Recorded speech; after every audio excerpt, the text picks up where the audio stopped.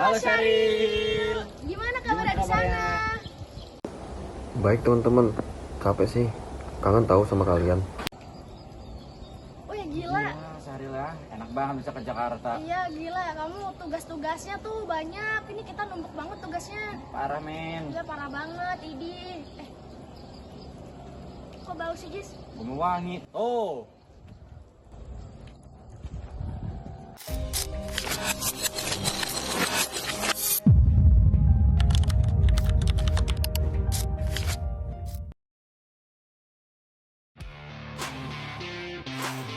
Halo semuanya, saya Kemas Haji Santoni dengan NIM 241064.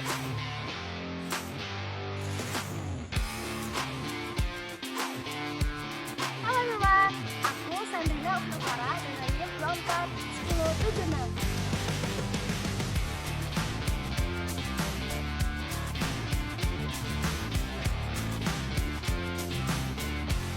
Halo, kenalin nama gua Sakil Maulana Abdadi dengan NIM 841077.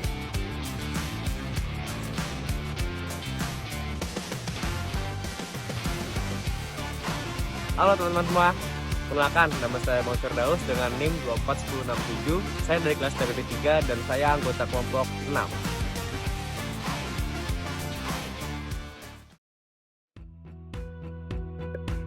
Pertama-tama kita akan belajar mengenai karakteristik dari industri petrokimia. Industri petrokimia dibagi menjadi dua, yaitu hulu dan hilir.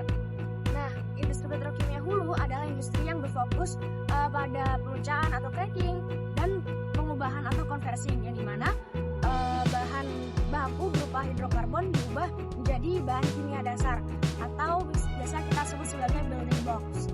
Dan selain itu juga bisa diubah menjadi olefin dan aromatik. Lalu yang kedua adalah industri petrokimia hilir, di mana industri hilir mengolah bahan kimia dasar dari industri hulu menjadi produk polimer, resin, dan bahan kimia yang spesifik dan siap pakai. Tadi kita sudah belajar nih mengenai definisinya, sekarang ada limbah-limbahnya. Sementara kedua sektor menghasilkan limbah B3 yang signifikan, limbah hulu cenderung lebih seragam dengan karakteristik toksisitas akut yang tinggi, seperti fenol dan cyanida. Sebaliknya, limbah hilir lebih beragam dan spesifik, seringkali mengandung senyawa-senyawa organik seperti sintetik, monomer, pelarut, dan aditif yang memiliki dampak toksikologi kronis seperti karsinogenik dan endokrin disruptor.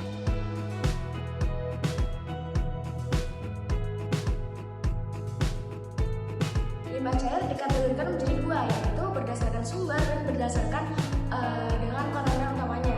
Untuk berdasarkan sumber itu ada 5 proses, di mana limbah itu terkontaminasi secara langsung dari reaksi kimia seperti air pencuci, kondensat, dan bahan bekas. Ini adalah sumber limbah yang paling baik. Yang kedua ada limbah non proses, di mana limbahnya itu dari limbah berdua lokasi seperti dari cooling water blowon dan air hujan yang terkontaminasi dari area pabrik.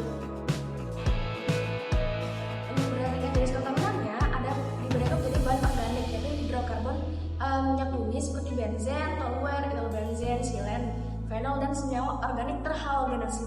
Senyawa-senyawa ini bersifat toksik dan sulit teraurai, dan beberapa bersifat karsinogenik. Kemudian ada logam berat di mana seperti kromium, kadmium, timbal, dan nikel yang berasal dari katalis, korosi peralatan atau bahan baku di mana logam berat bersifat akumulatif dan toksik bagi biota serta manusia. Kemudian yang ketiga ada nutrien, di mana amonia dan fosfat yang dapat menyebabkan eutrofikasi atau ledakan alga di perairan lingkungan. Kemudian yang terakhir ada padatan terlarut total atau TDS, yang dimana garam-garam anorganik yang tinggi dapat meningkatkan salinitas air dan mengganggu ekosistem perairan.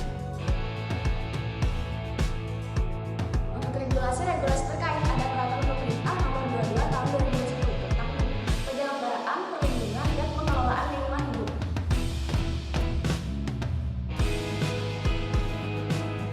Kemudian ada Permen OHK nomor 5 tahun 2020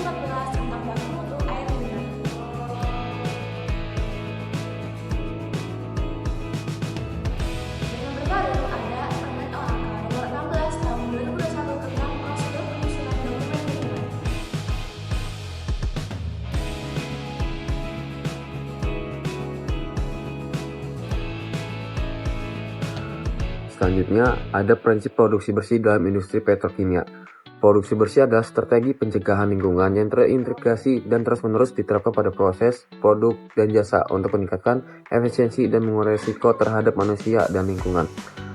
Prinsip-prinsip utamanya yaitu adalah prinsip pencegahan atau preventive approach, yaitu lebih baik mencegah timbulnya limbah di sumbernya daripada mengolah setelah terbentuk atau end of pipe treatment. Setelah itu ada prinsip efisiensi, yaitu meminimalkan penggunaan bahan baku, energi, dan air. Setelah itu ada prinsip pengurangan risiko, yaitu mengurangi dampak buruk produk dan jasa sepanjang siklus hidupnya, dari ekstraksi bahan baku hingga pembuangan akhir.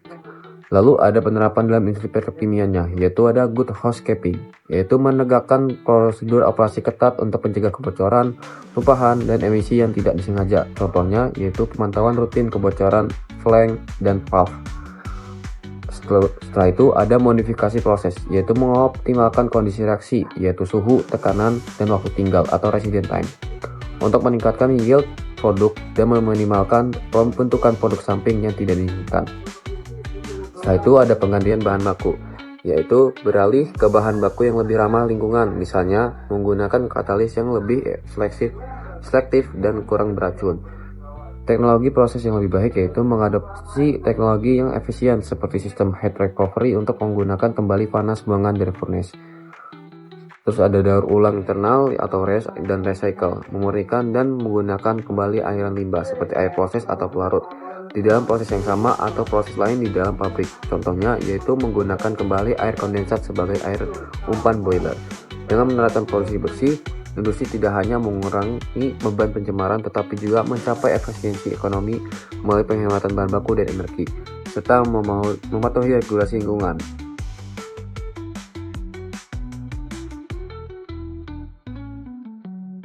Oke, rekan-rekan semua, banyak loh penyebab-penyebab berbahaya atau dampak berbahaya dari pengelolaan limbah yang tidak dikelola dengan baik. Contohnya bisa saja memunculkan zat-zat berbahaya seperti logam berat dan juga mikroorganisme patogen. Dan juga kesehatan juga bisa mempengaruhi dari pengelolaan limbah yang tidak baik, teman-teman. Yang pertama, itu bisa terjadinya iritasi pada kulit dan juga mata karena beberapa zat kimia itu menyebabkan korosif. Dan yang kedua, itu adalah gangguan pernapasan. Ya, seperti beberapa zat kimia lainnya seperti amonia, itu bisa saja menyebabkan pernapasan atau saluran pernapasan bisa terganggu. Selain itu, selain kesehatan, ada juga beberapa penyebab atau dampak dari pengelolaan limbah yang tidak benar ini terhadap lingkungan, seperti lingkungan kerja. Yang pertama, penyebabnya adalah bisa saja menyebabkan kebakaran dan juga ledakan, karena beberapa zat kimia itu menyebabkan kebakaran ataupun bahkan ledakan. Yang kedua, itu adalah kontaminasi pada lingkungan kerja, karena dengan adanya pengolahan limbah yang tidak baik itu menyebabkan tanah-tanah ataupun air sekitar itu bisa tercemar. Dan yang ketiga, itu adanya bisa terjadi licin pada lantai karena beberapa zat kimia itu bersifat licin dan tidak bisa dikontrol.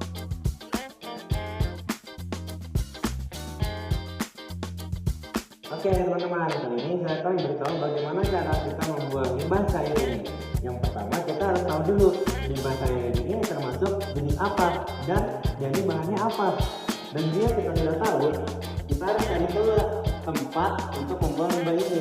Contohnya seperti jerigen ini, kita harus tahu apakah di jerigen ini ada labelnya atau tidak untuk tempat apa. Ternyata kita udah ada labelnya nih. Kalau kita udah tahu, kita masukkan saja untuk limbah ini secara pelan-pelan, jangan sampai berceceran.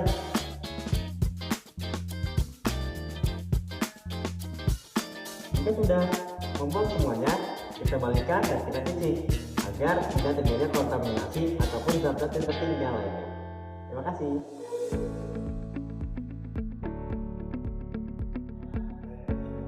Jadi jika sudah terjadinya kebocoran atau adanya tetesan dari beberapa limbah cair, cara pertama adalah kita tutup terlebih dahulu nih sumber di mana kebocoran itu, seperti asap ini menjadi sumber kebocoran atau sumber aliran dari limbah ini. Nah, kita tutup supaya kita bisa menutup aliran agar tidak terjadi kebocoran lagi.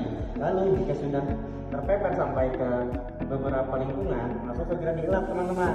Jangan biarkan kering karena beberapa zat berbahaya bisa menyebabkan kematian seperti pernapasan dan iritasi.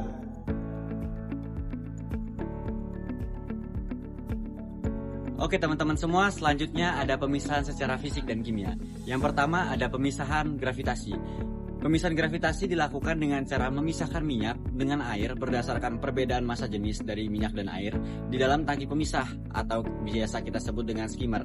Kelebihan dari proses ini adalah prosesnya itu sederhana dan murah. Yang kedua ada pengolahan panas dengan cara memanaskan si campuran untuk menurunkan viskositas dan mengubah tegangan permukaan sehingga mempercepat dari pemisahan itu sendiri. Yang ketiga ada flotasi gas. Gelembung gas atau gelembung udara itu dialirkan untuk mengangkat minyak tersuspensi agar ke permukaan supaya lebih mudah untuk dipisahkan. Yang keempat ada filtrasi. Filtrasi menggunakan filter atau membran hidrofilik, mikro atau ultrafiltrasi untuk menjebak minyak dan memekatkan emulsi. Kelima ada koagulasi. Koagulasi dilakukan dengan cara menambahkan koagulan. Koagulannya bisa kita pakai tawas, kapur, ataupun polielektrolit untuk mengumpulkan sisa suspensi minyak sehingga mudah dipisahkan. Dan yang keenam, pemisahan medan listrik atau elektrokoagulasi. Pemisahan ini menerapkan medan listrik AC ataupun DC untuk memisahkan minyak bermuatan negatif dari air secara elektrostatis. Oke, kita lanjut lagi. Yang ketujuh itu ada absorpsi. Prinsip dari absorpsi ini adalah penempelan molekul polutan atau absorbat pada permukaan padatan atau absorben. Jenis dari absorpsi ini ada dua, fisik dan juga kimia. Untuk yang fisik, itu dia menggunakan gaya tarik-menarik atau reversible. Reversible berarti dia dua arah. Dan selanjutnya ada kimia. Kimia atau kemabsorpsi merupakan pembentukan ikatan kimia dan dia sifatnya irreversible. Untuk jenis karbonnya itu ada tiga, karbon aktif, zeolit, dan juga resin penukar ion. Untuk yang karbon aktif, itu dia untuk zat organik, berpori, luas permukaannya besar. Untuk yang zeolit, itu untuk penukaran ion dan absorpsi. Dia selektif berdasarkan ukuran pori. Dan yang resin penukar ion untuk demineralisasi dan penghilangan logam berat. Dan di sini juga ada faktor-faktor penghambat dari penghambat dari absorpsi ini. Yang pertama itu ada keberadaan ion lain yang menyebabkan kompetisi. Selanjutnya ada pH, suhu, konsentrasi, dan yang lainnya. Kelebihan dari absorpsi ini yang pertama itu ada efektif, fleksibel, cepat, dan tidak menghasilkan produk samping yang berbahaya. Tentunya apabila ada kelebihan, ada juga kekurangan. Nah, kekurangan dari absorpsi ini yang pertama itu dia kapasitasnya terbatas dan perlu regenerasi, yang mana biayanya itu cukup tinggi, dan juga yang kedua itu dia tidak selektif.